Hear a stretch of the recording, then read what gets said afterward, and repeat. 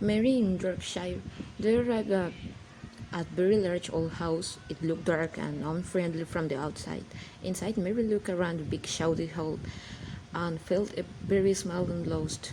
They went straight upstairs. Mary was shown to a room where there was a warm fire and food on the table. "This is your room," said Mr. Meadow. "Go to bed when you've had some supper, and remember you must stay in your room. Mr. Krabs doesn't want you to wander all over the house." When Mary woke up the next morning, she saw a young servant girl cleaning the fireplace.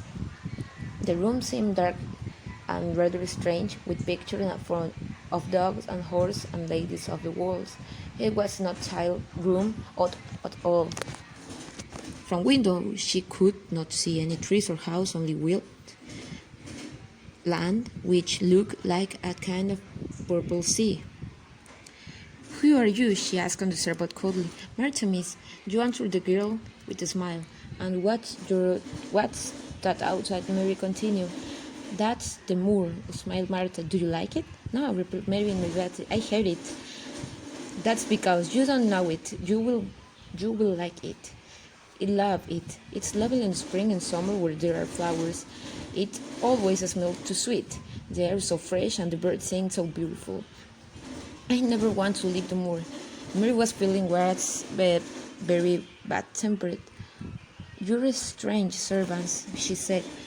"In India, we don't have conversation with servants. We give out orders and they obey. And that's that." Mary did not seem to mind Mary's crossness. "I know, I talk too much," she laughed. Are you gonna be my servant?" asked Mary. "Well, not really. I work for Mr. Medlock's. I'm going to clean your room and bring your food, but you won't need a servant except the thing. But who's going to dress me?" Martha stopped cleaning and started Mary. "They cannot dress thyself," she asked, shocked. "What do you mean? I don't understand your language."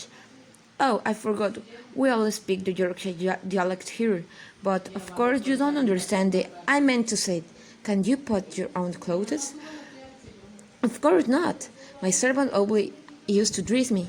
"Well, I think that you should learn to dress yourself. My mother always says people should be able to care of themselves, even if they reach important." Little Miss Mary was worried with Martha. "It's different in India, where I come from. You don't know anything about India, or about servants, or about anything. She could not explain what she meant. Suddenly, she felt very confused and lonely. She threw herself on the bed and started crying wildly. "No, no, don't cry like that." Martha Jane say gently, "I'm very sorry. You're right. I don't know anything about anything. Please stop crying, miss." She sounded kind and friendly, and Mary began to feel very sad and stopped crying. Martha went on talking as she finished her cleaning, but Mary looked out of the window in a bored way and pretended not to listen. "I've got 11 brothers and sisters, you know, miss. There's not much money in our house, and they all eat so much food. Mother says it's good fresh air on the mood that makes them so hungry. My brother Deacon, he's always on the moor. He's 12, and he's got a horse which he rides something." "Where did I get it?" Where did he get it?" asked Mary. She had always wanted animals for her own, and so she began to feel a little interest in Dixon. "Oh, it's Will White Horse, but here's kind boy. Animals like him. You see. Now you must have for your breakfast, Miss Harris." "Table. I don't want it," said Mary.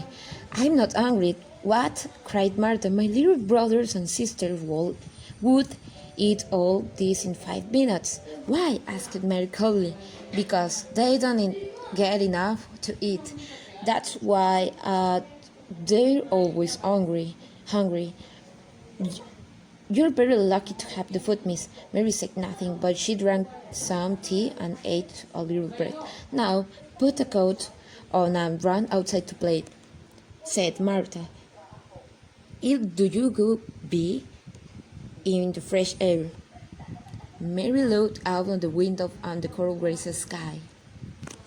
Why should I go out on day like this? She asked. Well, there's nothing to play with indoors, is there? Mary realized Martin was right.